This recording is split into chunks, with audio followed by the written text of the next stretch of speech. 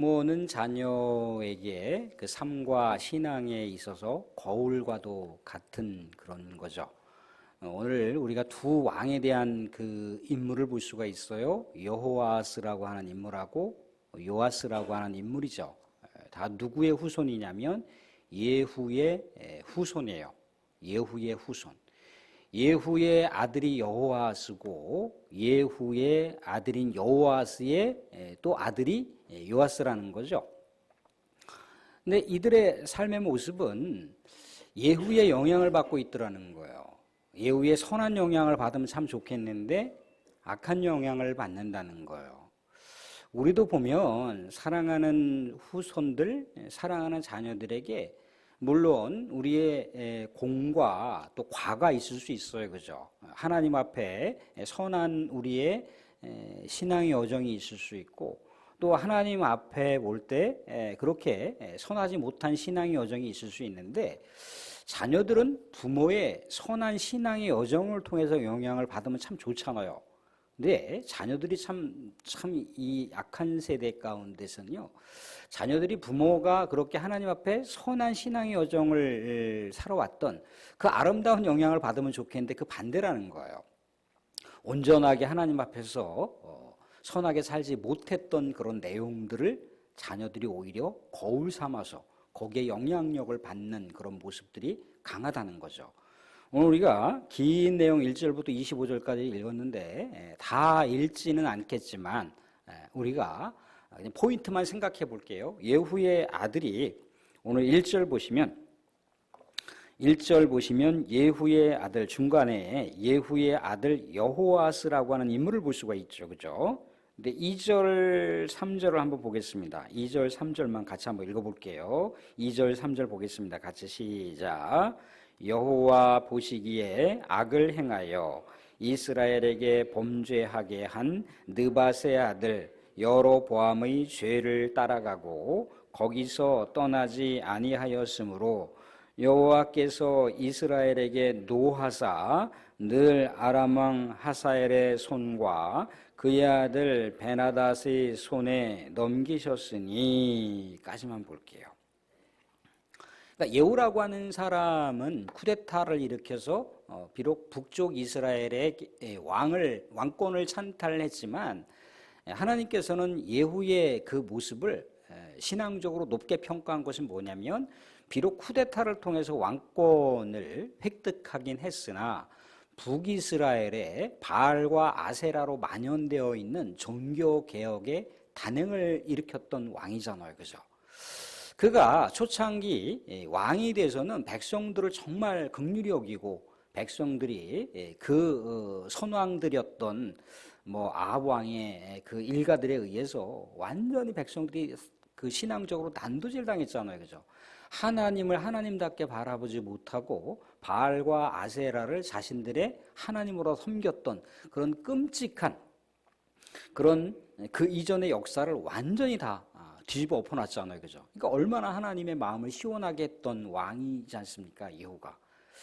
그런데 그가 어떻게 보면 정치 종교적으로 그의 정체성을 유지하는데 나름대로 한계가 있더라는 거예요. 왜 그러냐면 어차피 쿠데타를 일으켰잖아요. 쿠데타를 일으켰음으로 인해서 자기의 왕권이 존립할 수 있는 정통성을 찾아야 되는데 그 정통성을 그저 그렇게 뭔가 시작점부터 하나님으로부터 시작됐다고 생각을 했다면 아마도 하나님께서 예후의 왕가를 계속해서 다윗처럼 보존해 줬을 거라는 거예요. 근데 예후가 인생의 중반기부터 어떻게 됐습니까? 하나님이 아닌 하나님께서 싫어하시는 그런 일들만 골라서 했더라는 거예요. 왜? 왕권에 대한 정통성을 찾아야 되는데 우리가 읽었던 대로다가 2절 보시면 왕권의 정통성, 북이스라엘의 왕권의 정통성이라고 하는 게 여로보암부터 시작을 했잖아요. 여로보암. 근데 여로보암이라고 하는 사람이 우리 하나님의 율법의 절기를 마음대로 바꿔버렸어요. 그리고 예루살렘에 성전이 있는데 남쪽 유다에는 예루살렘 성전이 있는데 북쪽에는 성전이 없단 말이죠. 그죠? 그러니까 여러 산당들을 세워놓은 거예요. 북쪽에 있는 백성들은 남쪽 예루살렘으로 내려가지 말고 절기 때마다 이 북쪽에 있는 산당에서 그냥 그렇게 하나님께 예배를 드리면 돼. 그렇게 했거든요. 그런데 이 상황에 대해서 일반 백성들은 나름대로 왕이 그런 정책을 폈을 때 수용할 수 있지만 누가 이 상황을 수용하지 못하는 겁니까? 레위 지파, 제사장들은 수용하지 못하는 거죠. 제사장들은 율법에 따라서 움직이는 사람들이고 하나님의 말씀에 따라서 제사를 집전해야 되는 사람들인 거예요. 그런데 여호와의 율법의 절기도 마음대로 바꿔버렸죠. 그리고 여호와의 성전이 분명히 있는데 성전이 아닌 다른 곳에 가서 제사를 드리라고 하는 것을 이 제사장들, 레위 지파들은 받아들일 수가 없는 거예요. 그러니까 이 일대 왕이었던 여로보암이 또 어떤 일들을 벌였습니까? 제사장이 아닌 레위 지파 사람들이 아닌 다른 지파 일반 사람들을 제사장으로 세워버렸어요. 제사장은 하나님이 세우는 건데 왕이 그냥 제사장을 세워버렸다는 거. 이게 하나님이 정말 싫어하시는 일들만 이 여로보암 왕이 그렇게 정권 초기에 그런 일들을 만들어 놨는데 그 후세대들이 정권에 대한 정통성을 하나님으로부터 갖지 않고 일대 대통령이라고 일컬어지는 일대 왕이라고 일컬어지는 이 여로보암의 종교 정책을 따라갔다는 얘기예요.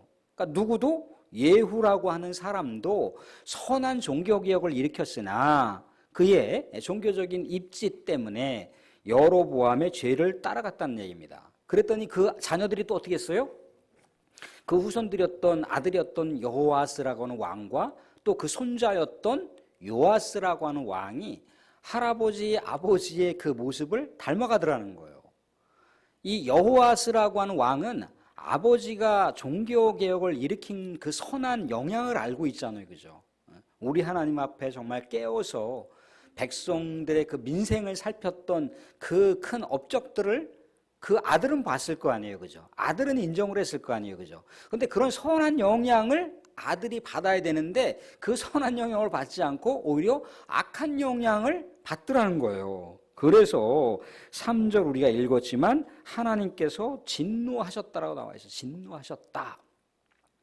그래서 아람 왕 하사엘이라고 하는 사람, 그의 아들의 베나닷이라고 하는 사람들이 이제 어떻게 했던가요? 이스라엘을 침략을 한 거였죠.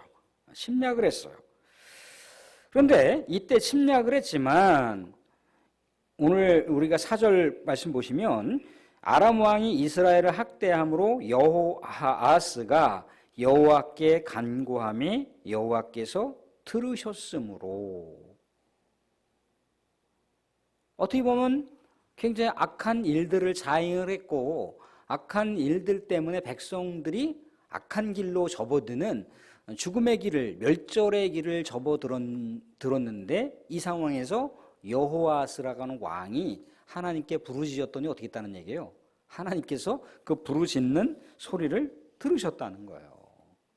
악인이라 할지라도 우리 하나님 앞에 교만한 자라 할지라도 하나님 앞에 부복하며 회개하며 하나님께 간절하게 기도했을 때 하나님께서 그 마음을 헤아려 주시고 그들의 기도조차도 외면하지 않는다는 것을 우리가 말씀 가운데 생각해 볼 수가 있습니다. 근데 역시 마찬가지로 이제 두 번째 포인트를 볼게요. 여호아스라고 하는 왕. 근데 그 여호아스라는 왕이 또 나중에 잘못을 또 저질러요. 또 우상에 젖어들고 또 옛날 옛날 개버릇 못 준다라고 하는 이야기 속담이 있듯이 다시 악의 길로 걸어가는 거예요. 그래서 하나님께서 또 다시 징계의 회초리를 드는 장면을 우리가 볼 수가 있는데요. 자, 보세요. 여호아스라고 하는 왕이 그런 모습이었다는 거죠. 아버지 예후의 선한 영향을 받은 게 아니라 악한 영향을 받았어요. 그죠?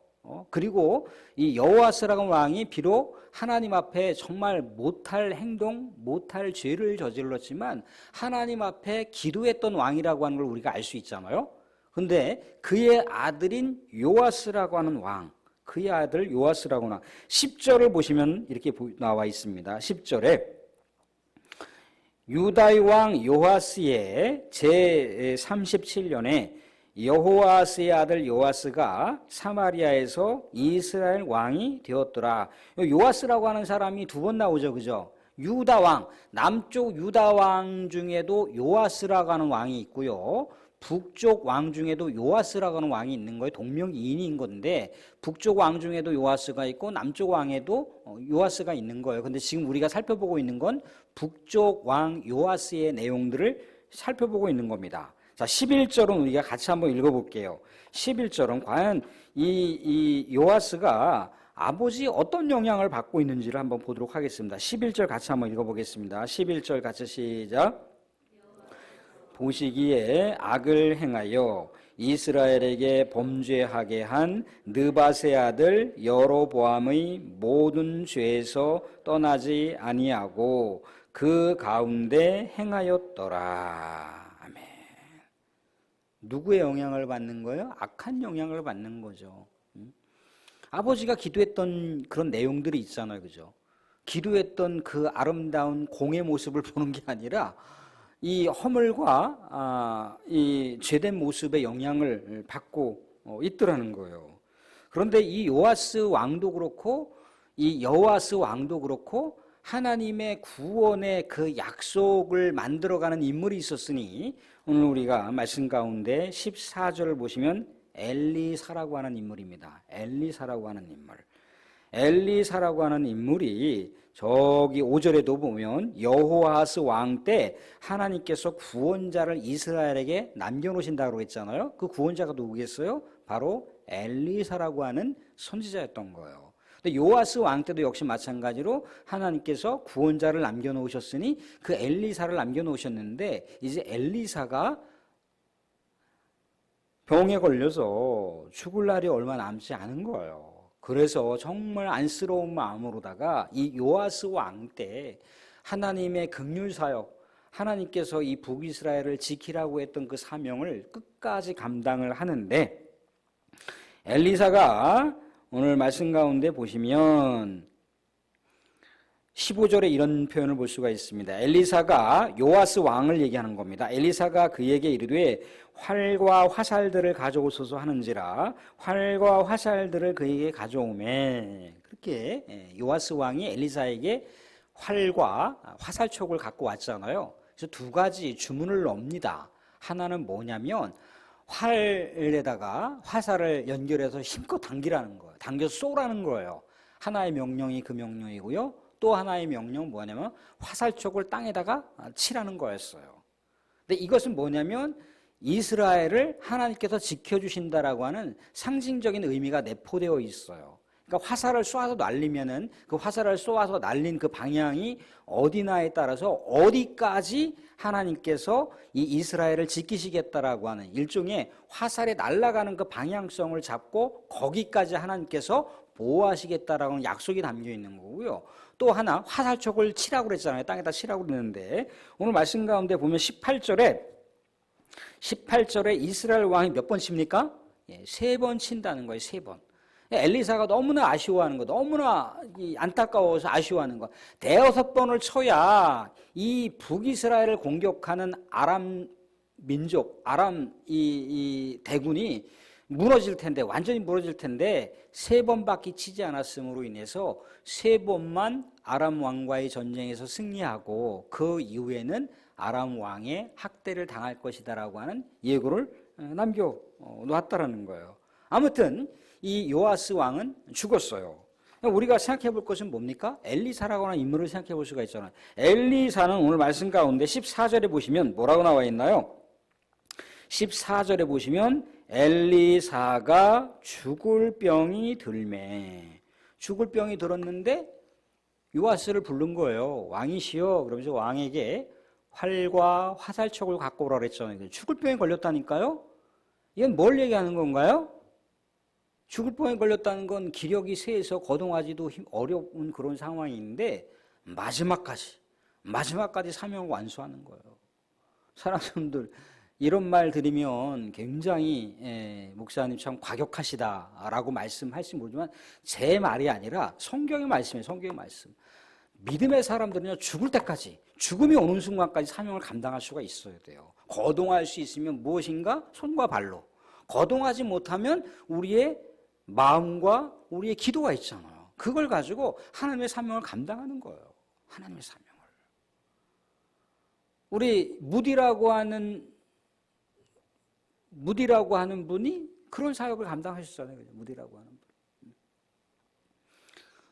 우리가 알고 있는 많은 사람들이 그런 사명을 감당했다는 거. 뭐 저쪽에 그 어딘가요? 제가 기억이 안 나요. 양화진. 저 서울의 양화진 그 선교사들의 묘에 가면은 그 20대 초반에 제가 누군지 선교사 이름 기억이 안 나요. 목숨이 뭐 1000개가 있으면 내가 이 한국 조선 반도에 다시 오게 될 거다. 뭐 그런 어떤 헌신의 묘비명이 있지 않습니까? 그죠? 그가 그렇게 한 말인 건지 아니면 그 선교사의 죽음을 추모하기 위해서 그렇게 한 건지 모르지만 그렇다는 거예요. 목숨이 1000개가 있다면 1000개를 위해서도 역시 마찬가지로 조선인들을 위해서 복음 증거 사역을 하겠다라고 하는 그런 각오. 그러니까 죽을 때까지 사명을 감당하는 거예요. 죽을 때까지. 이게 믿음의 사람들의 사명이에요. 아골골짝 빈들어도 아까 우리 조리 원사님 기도했잖아. 부름받아 나선 임무. 부름받아 나선 임무는 그렇다는 거예요. 근데 그렇게 해서 어떻게 합니까? 죽을 병에 걸려있는 사람이 이 엘리사가 끝까지 죽을 때까지 하나님께서 사용하시는 모습을 보잖아요. 그죠? 이게 우리 믿음의 사람들에게 동일하다는 거예요. 사랑하는 여러분들, 우리는 또 여기서 뭘 생각해 볼 수가 있습니까? 하나님의 긍휼과 은혜라고 하는 것이 무한정 주어진 게 아니라는 거예요. 무한정 주어진 게 아니에요. 여호와스를 보세요. 또 요아스를 보세요. 끝내 나중에 이 북이스라엘의 역사가 오늘 말씀 가운데 보시면 참 중요한 말씀을 하나 우리가 눈여겨볼 수가 있습니다. 어떤 말씀이냐면 23절 보시면 23절은 같이 한번 읽어볼게요. 은혜되는 말씀이니까 같이 한번 읽어보겠습니다. 23절입니다. 같이 한번 읽겠습니다. 같이 시작. 여호와께서 아브라함과 이삭과 야곱과 더불어 세우신 언약 때문에 이스라엘에게 은혜를 베풀며 그들을 불쌍히 여기시며 돌보사 멸하기를 즐겨 아니하시고 이때까지 자기 앞에서 쫓아내지 아니하셨더라. 이건 뭐예요? 그 요아스 왕이라든가 여호아스 왕 때 북쪽 이스라엘이 멸망하지 않았다는 얘기죠. 그런데 북쪽 이스라엘은 기원 722년에 아수르 제국에 의해서 이 북쪽 이스라엘이 호세아 왕을 마지막 왕으로 해서 멸망당한다는 거예요. 뭘 시사해주고 있는 거냐면 하나님의 은혜와 긍휼이라는 것은요 무한하게 주어지는 게 아닌 거예요. 정해져 있는 시간이 있어요. 물론 그 날과 그 시는 우리가 헤아릴 수가 없지만 정해져 있는 시간의 때가 분명히 하나님의 마스터 플랜이 분명히 있다는 거예요. 하나님께서 세우신 그 시간의 때가 분명히 있다는 거예요. 그때가 지나가면 아무리 회개해도 소용이 없어요. 아무리 돌이킨다 할지라도 소용이 없는 거예요. 왜 하나님께서 사랑하는 사람들 왜 빨리 우리 예수 그리스도께서 이 땅 가운데 빨리 다시 오시지 않는 이유가 뭐라고 나와 있죠? 우리가 사도 바울의 편지를 쭉 보면 사도 바울의 그 신학적인 소견은 뭡니까? 한 사람이라도 더 구원받게 하시려고, 한 사람의 영혼이라도 더 구원받게 하시려고 우리 주님께서 더디 오신다는 거예요. 예수님의 수자자였던 베드로도 동일한 맥락의 말씀을 하시죠.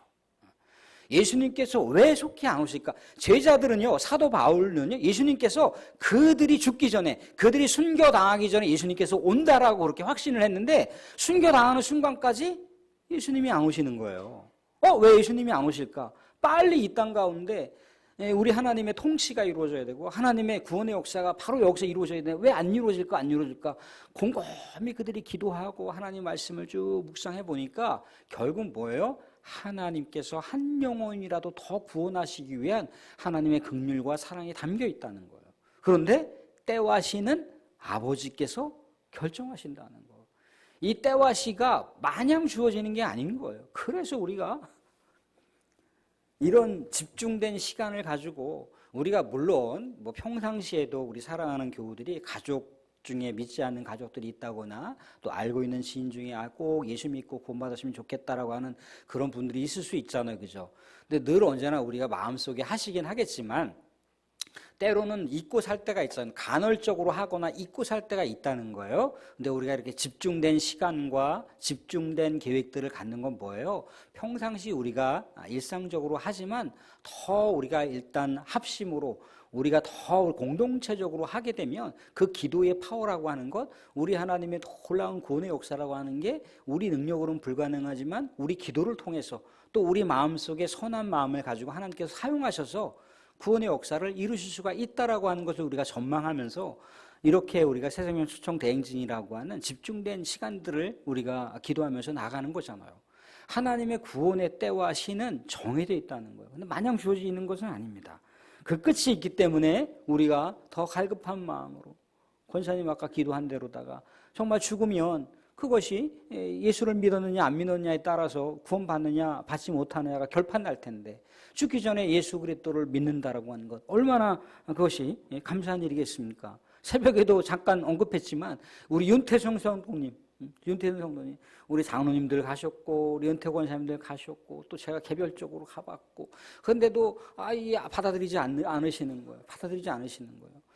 뭐 한 번은 그냥 영적 기도 뭐 무격다짐으로 해서 억지로 해서 예수 그리스도를 믿겠습니다라고 고개는 까딱까딱했지만 이게 예수 믿는 건지 안 믿는 건지 모르잖아요. 그런데 어떤 마음인지 모르지만 우리가 그 윤태선 성도님이 교회를 나오셨어요, 그죠? 우리 따님하고 이렇게 아무튼 뭐 올켄지 신우이하고 같이 나오셨잖아요, 그죠? 그리고 나서 그날 돌아가셨잖아요, 그죠? 근데 우리는 성경적으로 신앙의 원리에 따라서 우리가 해석하면 뭡니까? 윤태준 성도님이 마지막 돌아가시기 전에 예수 믿고 하나님의 구원을 받았구나라고 우리는 그렇게 확신하고 그렇게 우리는 마침표를 찍잖아요, 그죠? 그렇다는 거예요, 우리가. 돌아가시기 전에 어떻게 보면 우리 광기교회가 선한 마음을 가지고 그렇게 한 영은 돌아가시기 전에 예수 믿게 하고 교회 한번 뜰을 밝게 하고 교회 우리 공동체 식구들하고 같이 예배를 드릴 수 있는 감격을 한번 누리고라도 단 한 번 일생일 때 일회적인 사건을 통해서라도 하나님의 부르심이 있을 수 있다는 것, 하나님의 구원의 역사가 있을 수 있다라고 하는 건데 그렇게 그날과 그 시라고 하는 게 때와 시간이 이미 정해져 있다는 거예요. 그래서 우리가 애써 마음을 다해 우리의 구원받지 못한 가족들, 또 일가 친척들, 아는 지인들을 놓고 기도하는 겁니다. 제가 누구한테 말씀드렸는데 제가 알고 있는 그 목사님 한 분은 아들이 목사잖아요. 아들이 목사여서 이제 신학교